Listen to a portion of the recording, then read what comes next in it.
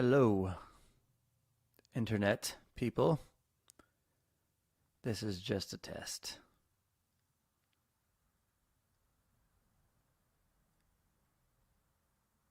I am testing to see how this sounds.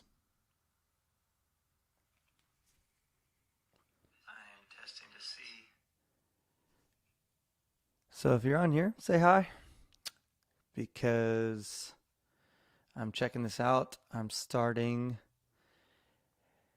a new podcast thing this week.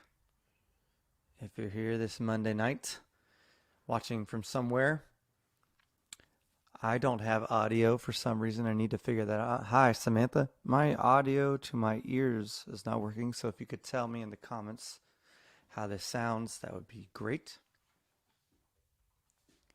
I'm going to try a couple things. Oh, both Millers, Samantha and Justin. Trying a few things here. See if I can hear this microphone. Sounds good. You're hearing it from this? Hopefully. But I can't hear it. And the problem with that is to use this microphone, I need to hear this in a controlled environment with these bad boys. Because the other person I'm talking to, I need to hear them. So I don't know if this is working or going to work. Hopefully it will. It should be working by all of the whatever stuff, but it's not. It's not working. It's working for you all. That's good. But I can't hear it. I'm using this Focusrite Scarlett 4i4, I think it's called. Anyway, cannot hear what's going on. Trying to, and I'm not getting anything. So anyway, I am starting a podcast. Hopefully I can figure out these issues before Wednesday. I'm going to start a podcast where I'm going to have, unplug it and plug it back in. I have done that about 15 times. I thought going live might fix it, but apparently that didn't work this time. That usually is a universal fix. You're right, Samantha. Not this time. Anyway, at least you can hear me. I don't know if what I'm going to do for Wednesday to make this work, but yeah, this Wednesday I'm going to be live streaming a conversation I'm going to be having with David Bradshaw from Awaken the Dawn, because I'm starting a brand new podcast. And the whole goal of this podcast is going to be to have real conversations with real people who believe in a real God. And it's gonna be long form, and it'll be on YouTube and Facebook, I think, maybe X, I don't know. That's where I'm streaming right now. And then it'll be available on iTunes, podcast, probably Spotify too, all that. Anyway, I kind of want to pull back the veil on what it is to be, a believer, someone who is a real person, an authentic human who believes in a real God and has willing to have authentic conversations about that. How many it's so common that everybody's put on a pedestal in the world? If you lead a ministry or a church, people are put on a pedestal, and we see how damaging that is. So the idea here is that we would pull back the curtain, and I'm going to hopefully have some friends on that maybe you know and maybe you don't know. I haven't talked to a lot of people yet about it, but the people I have talked to about it are very excited about it. They want it. So yeah, if you have ideas in the comments of people you'd like for me to have on, again, I'm looking just to have a real conversation with them, like David Bradshaw this Wednesday. Hopefully I can get some of my other friends on, and interview style, conversation style, and ask these people, what is Tuesday morning like for you? Do you just wake up like in the glory? Are you always having an encounter? What's going on with that? So that's the idea. And this was a test to see if this was all working, and it's working apparently for you all, which is good. And listening to my phone sounds fine. But for me, I can't hear myself through these things. That's a problem. I can hear myself in the room, but the only problem is when the other person's talking, I need to be able to hear them. So glad it's working, Pam. Hi. Yeah. What do you guys think? I know there's a few people on right now. This is just an unannounced test, but this Wednesday, 10 o'clock, if you're doing nothing else, probably do like an hour minimum, maybe 2 hours, long form content, conversations. I'm going to be interviewing pastors, ministry leaders, some people who have some large audiences and some people who don't, and just pull back the curtain and try to show, the authentic, real side of humans who are also called. So whole idea is real conversations with real people who believe in a real God. So that's the idea starting this Wednesday. It'll also be on iTunes, things like that. And yeah, that's the concept. I really want to provide value for people, believers, and even people who maybe are just curious about Christianity, the faith, or whatever, to see if are these real humans who have real questions and doubts and struggles, because I'm one of those people and I want to kind of just ask those questions. So if you have ideas of people who you'd like to see on here, I'd love to hear those ideas. And I'm going to try one other thing to make this monitoring work. I don't know if this is going to work or not. Thanks for being on here with me testing everything.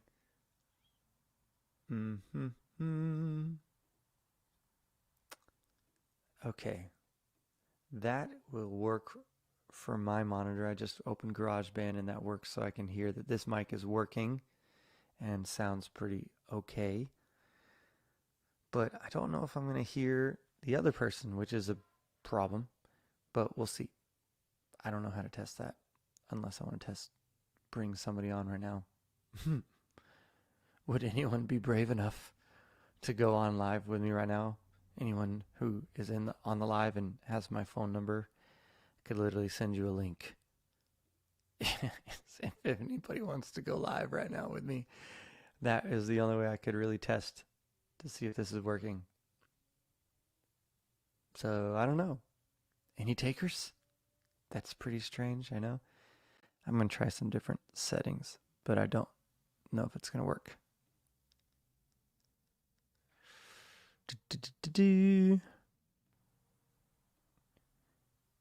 Well, if you so dare, just put it in the comments and we'll go live.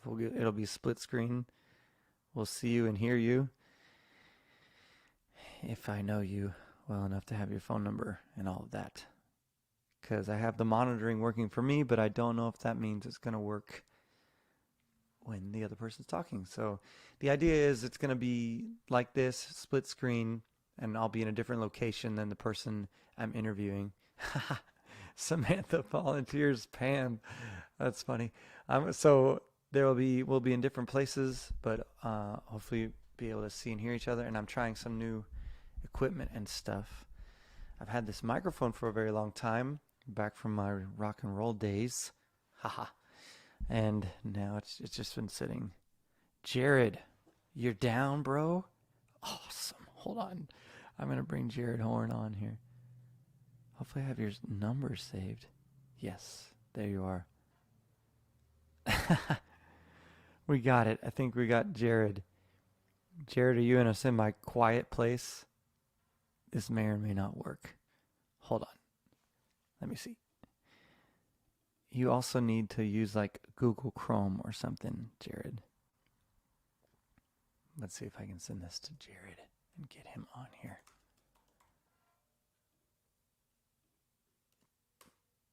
Jared, I just texted you a link. And if you click that link and you're using, it should work for most things, but Google Chrome definitely. If you're using that, all you gotta do is click the link and then you're gonna pop up down here in the backstage thing. We're about to potentially have a impromptu live test conversation because Jared is brave enough to do that right now which is pretty awesome. And we'll see. We'll see what happens here. Anyway, if you're just tuning in, I'm starting a podcast. I had a podcast for a long time where I just basically talked into a microphone, and sometimes I did a live stream, sometimes I just recorded it. I was actually with Charisma Podcast Network. It was really successful, but I hated it. I hated just talking to the ether. I hated just talking to the microphone, and I want to talk to people. Hey, Jared, let's see. I'm about to bring you in here. Hold on, buddy. Say something. Hello? Hey, I hear you. That's great. Hold on. Let me try. Hold on. Talk again. Hello, sir. How are you? Oh, I am awesome. This is working. That's great. Hey, thank you for coming on here and being brave enough to live test this with me. It's no problem. I figured I hadn't seen you in forever, so I figured I'd holler at you. Saw this. Yeah. So. Dude, I appreciate it. Everybody say hi to my friend Jared. This is going live on Facebook, YouTube, and X, formerly known as Twitter. And I don't know if you caught the premise, Jared, but I'm going to try and have like super authentic conversations with real people who believe in a real God, and ask kind of probing questions about their life and things like that. So what do you think about that concept? But that's an awesome concept, getting to know people to like the baseline of why they do what they do and see their heart actually, from seeing them on the pulpit to actually get to know them. So Exactly. And you are a man who steps behind a pulpit. Yes, sir. That's true. Do you want to have an impromptu podcast interview right now? Absolutely, we can. Here, this is the unannounced launch of the Caleb Hires podcast right here. Everybody, Jared Horn. He is a friend of mine, and his sister is on staff at my church, and is an amazing family, super well connected. Feels like friends that become family kind of thing, And just tell them a little bit about your background, Jared, where you're from, where you are now, and the name of your church. I'm from Virginia. I was born and raised in Virginia.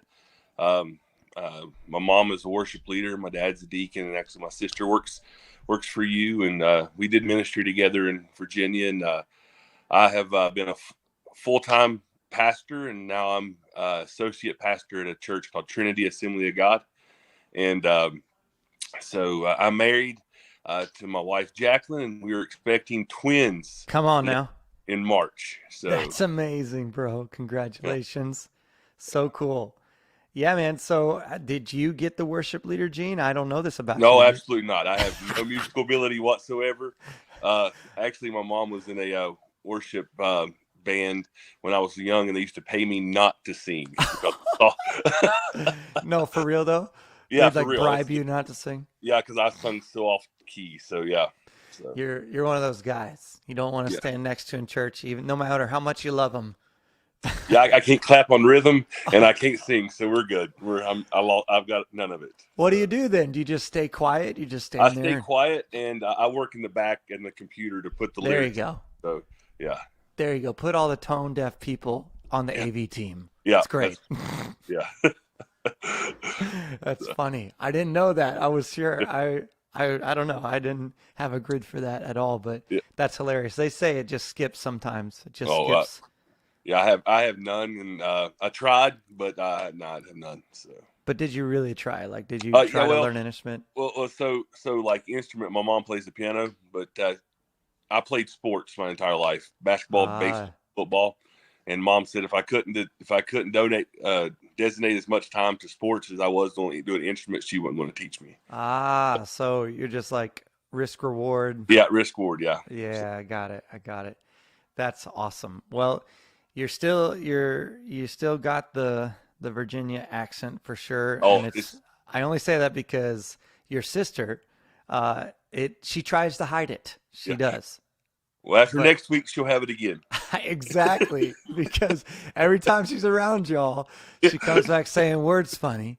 Yes. And it's hilarious. So, no, our families are really well connected. Jenny was at my house today. I mean, we're always around each other, great friends. And You said it. You're an associate pastor now, and what does that look like for you? Like, are you you only work the Sunday that you preach, or do you have a job No, no, no. Monday through I Saturday? am. I work. I'm a special education teacher. Also, Yeah, I work in a middle school, and but I'm there a couple times a week. I put the song lyrics in for the worship team. I run the sound for worship team, yeah, and I'm also doing youth pastoring stuff. So I do ministry throughout the week with kids and having them. We go eat and we hang out. So all that kind of stuff. But on Sunday mornings that I don't preach, I'm always there working for pastor, doing things for him, yeah. trying to be his hands and feet. So his Sundays are pretty easy. So I can do all the leg work for him. So That's awesome. You need people like that. I love that I have people like that. You're the one of the real ones. But you know that adage, right? Like, oh, I only work on Sundays. People oh yeah, think, yeah, yeah. You do nothing during the week. I mean, it's just a Sunday. You get paid for 4 hours a week. There it is. So right, right. Break that down, man, because like, what is that for you? You've done multiple things. You said it earlier. You were a full-time pastor. Now yeah, you got bivocational. yeah, I mean, is it true like there are no hours off? Like people yeah. worry about. Yeah, Well, so with us, even with youth is a little different because um, teenagers are up way later than I usually am. So, right. but it's ball games on Friday nights, going and hanging out with them and doing Yeah, things and being where they're at, and but you know, family time is super important to me too, and having that time, especially now with getting ready to have twins and come understanding on. like there has to be limitations to what we do, and Yes. so like putting guidelines on like time with family, and I think me and one of my pastor friends, it's a youth pastor also, was talking about this the other day. Like growing up, where I grew up in Bible Belt, Southwest Virginia, it was like ministry spelled WRK, work, Yep. and so many pastors put, like the church before their family, and I see like the side effects of their kids, like, and I don't want to do that. Like God put So me as true. a pastor over our family before He put me the pastor over our church. So I want to be the pastor of our family. So Come and on. so yeah. That's massive. And have you heard or see, I think I saw it on a meme, but it's so true. It says the only people upset with your boundaries are those who are currently violating them. Yeah, I saw that. Yeah, and Yeah. it is true. Like you've got to put. I had a pastor that said at 8 o'clock he turned his phone off because that was him and his wife's time, and Yep. you've got to put those limitations on things, because if you don't, you give my dad has a quote, like he says, if you give someone an inch, they'll try to take a mile. Yep. So you've got to set limitations to what you're going to do with that. So and that's not being it's not being harsh, but it is, because if I'm always caring for others, I can't care for my wife too, and my children. So Wait a minute. Are you trying to tell me that when I don't, you're my pastor. Let's pretend you're my yes, pastor. You're saying I don't have 24/7 access to you? no, absolutely not. I What? mean, now, Don't you love me? there is times in death and stuff like that I understand, but like there is also times that they have to understand that with the family too, man. It's a huge part of what we do. So Absolutely. And you nailed it earlier. I'm being funny, obviously. yeah, You nailed it earlier that so many people sacrifice their family on the altar yeah, of ministry. That's so messed up. And if you look at the Gospels, at how many people Jesus walked past, like, or outright, like ignored, was just yeah, seemingly like, I don't hear you, like blind Bartimaeus. The disciples were like, shh, be quiet. He obviously, and then a little while down, he says, okay, bring him to me. And yeah, I'm not trying to project tone into that story. I'm yeah, just saying this was a common occurrence, right? And yet today, it seems, I've been leading a church for 5 years now, and I was a worship pastor before that for many, many years. So it seems that you get in a position of ministry, and there's this unspoken rule that you need to be there for everybody all hours of the night. This is your lot in life, and it's just how it is, right? yeah. How do you overcome the communication piece of that, where you actually are having to say to someone?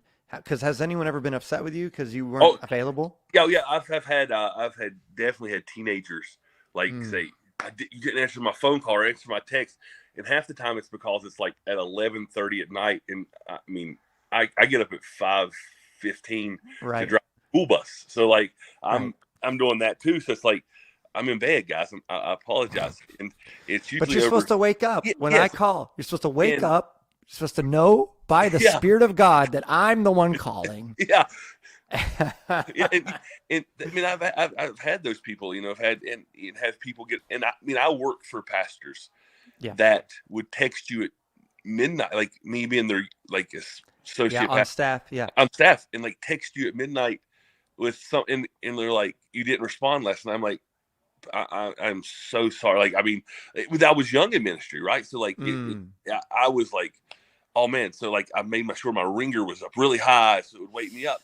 And because you didn't, I didn't know, like I didn't, Right. and so one of my pastors was my mentor. He said, listen, he said, in every opportunity of ministry you have, learn one of two things: learn how to do ministry, or learn how not to do ministry. And Mm. he said, make a book. If somebody is doing something you don't want to do, make a note that I will never do that in my ministry. But if Mm. somebody's doing something great, say I want to do that in my ministry. He said, Wow. so learn in any instinct that you have in those times that either to do ministry well or not to do that in ministry. So Wow. I learned not to do that in ministry. So, Yeah. Because I mean, I'm not exaggerating. I know you're not exaggerating. People think you don't sleep, you don't, you know, you can just drop it at a hat. I'm not accusing anyone of anything, obviously, but I understand the thought process. Like, oh, I am in need, yeah, but I think, and I want to hear what your thoughts are on this. I think that in the church, through that idea of like the always available pastor, I think we have actually inadvertently relieved people of their dependence upon the Holy Spirit, yeah, relieving them of their dependence upon God because they think, oh, I don't need to talk to the Lord. I can talk to Pastor so yeah, and so. and it's like the old like the priestly thing. Like they think that they have to come to you to get to God when they have the same access we have, Come and on now. they don't realize that they have the same Holy Spirit that lives inside of them that I have lived inside of me. I may just be called to be a pastor, but they're still called to be a worker of God. Come on. And so, like, I mean, you can the Bible even talks about laying hands on yourself. Like you can lay yourself and pray, and like they don't understand. They don't understand that they serve the same God sometimes as we serve, or we don't have special access. Right.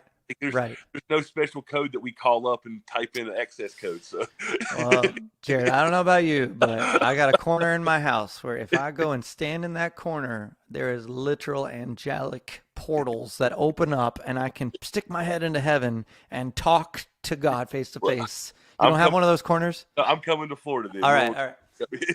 I'll show it to you. It's right over there, and that's Yeah, no. Obviously, that's a great answer. I think that we need to be better though in yeah, communicating sometimes. And I know that just from your answer, and like I try my best to also communicate the message of the priesthood of all believers, right? That yeah, we are all a royal priesthood. That's not just those who are men of the cloth, and it's not just the clergy. That's every believer. And being a king priest in the order of Melchizedek, there's a lot to unpack in that. But the idea of access is vital. And the truth is, everyone does have the same access, but somehow we still created the clergy and the laity gap, right? And not any by any intention of our own, but maybe through culture or tradition, just that whole there's the holy people over here, and then there's the rest of us. yeah. And I need to get to the holy people in order to figure out my problems. And I mean, I just think it's backwards. I think it's totally opposite of what the scriptures say, just like you're saying. And if we can get people in that other mindset, like, listen, you can actually go to God by yourself. You don't even need me. We don't have to agree in prayer. Like he's your father, right? We call Yeah, him Abba Father. Like how absolutely. much more access do you think you need? You know what I mean? So yeah, No, yeah, absolutely. It's just again, it's changing people's mindset, like just of how they perceive themselves in God's eyes. yes, That's huge, and when they perceive themselves as lowlier than God has created them, or Jesus has created, right. and it's not. They're like you said, they're a royal priesthood. I mean, they're Mm-hmm. they're they're wonderfully and thoughtfully made. So I mean, it's just Mm-hmm. it is we just got to change the mindset, with that. So Yeah, I think in that conversation, I think about Ephesians 4, where we've just totally missed it sometimes because it says that, the gifts of ministry, they're all given for the equipping of the saints for the works of ministry.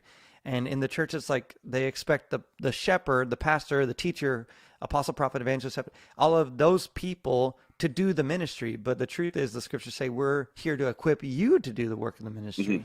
Mhm. It's not how much ministry can I put out, it's how many people can I equip to produce fruit, right? To bear fruit for ministry. to make disciples and to Yes. yes, and I mean that like one of the Great Commission, therefore go and make disciples, and that's the thing. Like this, we should all be disciples, and first and foremost, followers Yes. of Christ, disciples, that Yes. we know that what God has taught and intended for our life. So Right. The other end of that spectrum, the other, if you swing the paradigm or the pendulum way the other way, something I talked about actually on Sunday in my message is that some people think, well, I don't even need a pastor. I've got the good shepherd. I don't even need the church. I've got a relationship with God myself. I am the church. I am the bride. I am. How would you respond to someone who's walking on the complete other end of that, saying, I don't need any authority or I don't need any voices that are human. I just need to go directly to God and I don't even need the church. and like I mean I'm part of the Assemblies of God denomination and fellowship, but they Yeah. it's like the reason I mean I'm covered, right? Like I Yeah. have people that even though I'm in ministry that I go to, and my first pastor, he was there. His name's Buddy Harold, and my sister's pastor. I love him. But he has people even in his 70s that he goes to Yep. because, like, man, the knowledge, knowledge of other people is like I can't obtain just all the knowledge. I mean, I Right. love God, but there's also like life experiences and things people's been through, and I think we go through things in our life sometimes to help other people going through the same things. Mm. And if I'm just sitting in here saying to that person that says that, like, how many life experiences are you missing out that people have already been through those battles and fought those things and have a way out and know a way out that you have missed because you think that it's all on you? Like, listen, I mean, Exactly. even the disciples, even God prayed to his heavenly Father. I mean, even Jesus Hmm. prayed. So, like, there's something that there's people that I believe we should seek out. Not, you don't even have to be a pastor, but we should seek out pastors, but that have knowledge in worldly things that we Yep. want to understand and know. And I mean, I think once you think you know everything, you know nothing.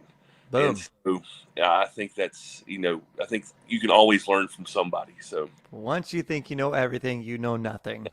Jared Horn, mic drop. Absolutely. That's the essence of discipleship. yeah, It's disciple is the word for learner. Go and make learners of all people, people who are still learning. And yeah, I think that that's an absolute truth that you cannot obtain everything on your own and you're not designed to. It's by design. It's a need of design. My pastor, my spiritual father, one of them, I have many, but one that I meet with on a monthly basis. He's on the board of our church. He's 62 years old. And the man has almost 30 years of ministry experience, full-time ministry for 30 straight years. You think he knows a few things now to navigate a few situations. Like I would be a fool to be yeah, like, I can do this by myself. I don't need when I have access to someone who wants to help me yeah. through those things, right? Absolutely. I Come mean, on. it can be something so simple that we just don't see, and it could be a pit that the devil, a snare that the Right? devil put out there for us, that if we would just talk to him, man, he navigated around that. And Right. if don't, we step right into it. And we didn't have to because we had Exactly. someone that had the knowledge and wisdom to show us how to get around it. So Exactly. Exactly. So true. I think that's awesome. One more question for you and I'll let you okay. go. I know you didn't plan on this. So and you got to be up at 5:15 or whatever it is in the morning. So I Yeah. want to let you have your time. But thank you for coming on here, man. One like probing question, like what is your greatest struggle when it comes to faith, ministry, or just your personal relationship with God? Well, actually, God had proven it to see. Me and my wife had been married. We've been married for 4 years, Mm, and we could not. have a baby, Mm.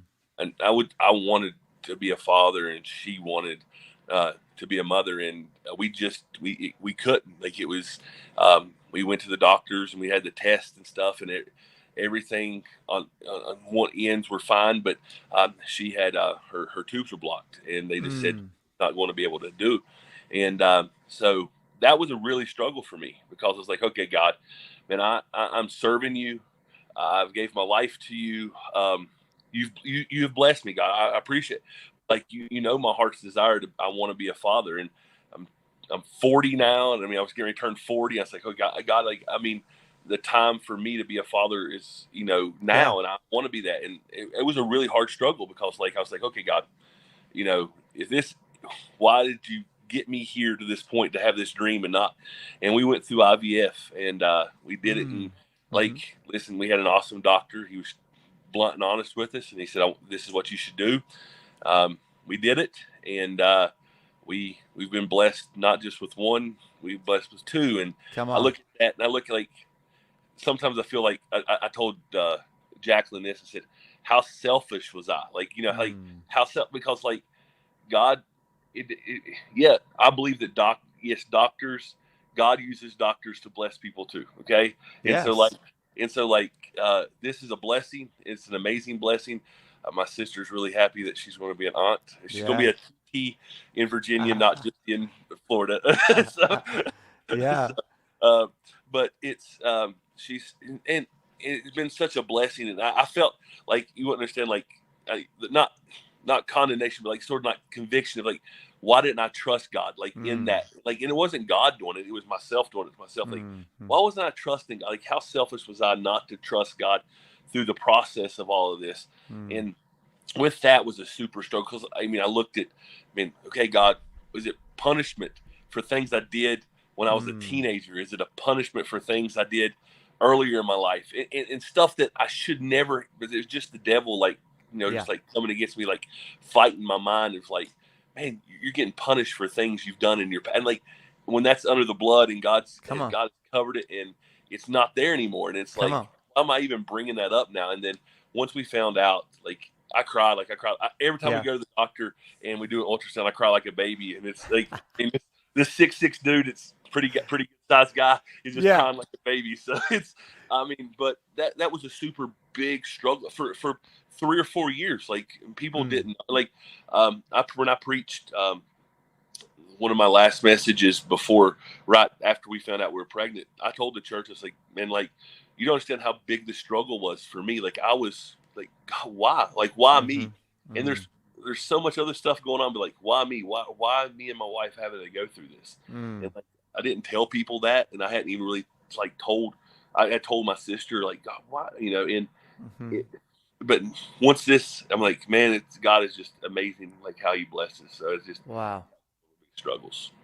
Wow. Well, thank you for sharing that, and especially in this very impromptu environment here. But I think a lot of people can relate to that. Like, if you're sitting here, you're a pastor, and by the way, you can't tell from the screen probably, but this man is a living giant. He's a literal giant.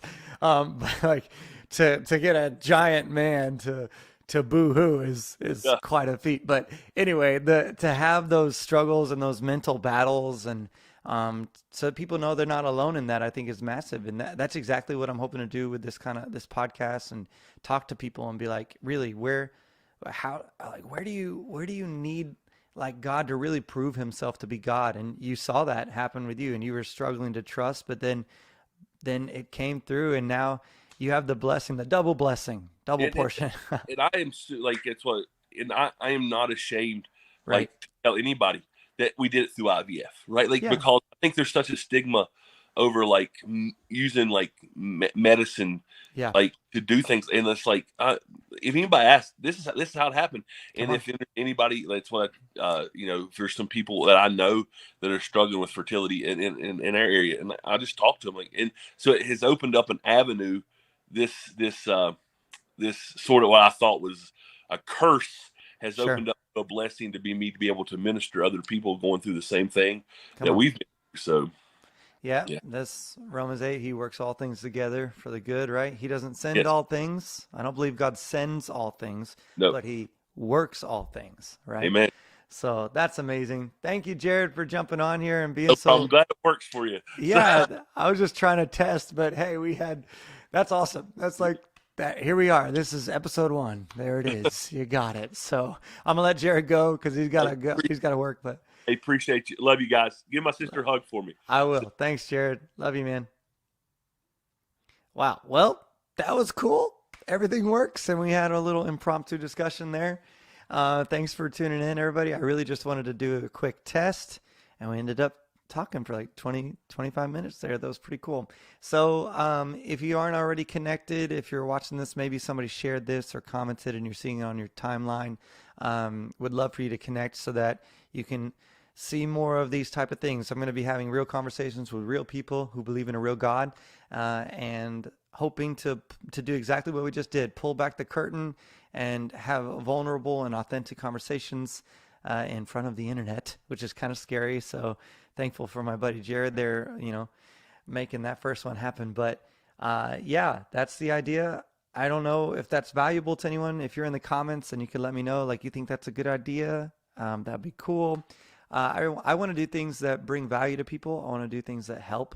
I thought that was just a very helpful conversation just now to hear from Jared about that. So it's going to be these long form, open format, organic conversations where we're just going to talk. And obviously there will be a direction. Lisa says it's a great idea. Great. Wonderful. Hoping that the conversation becomes something very valuable and useful. There are people doing this in the secular world, and it's very authentic and honest. And I just thought, why don't we do that in the world of faith? So I'm not going to be doing a bunch of promotion or anything like that. I'm not going to be doing, I'm not even going to set like a main topic to talk about. I'm just going to talk about whatever really is happening in the life, hopefully talk about whatever's happening in the life of that person, and just have a great conversation. I don't know. So Lisa thinks it's a great idea. Thank you all for tuning in. Gigi, Sam, Stacy, hi. Yeah, this is what I'm going to do. And this Wednesday, starting with, well, we already started with Jared just now, but the next one is going to be Wednesday at 10 a.m. If you'll see it, if you're following on Facebook or YouTube, any of that stuff, you'll see it live. But if you don't catch it live, you can catch it later. So it'll be on iTunes and things like that. So thanks for taking the ride here with me tonight, and for doing this test here. So love y'all. See you Wednesday.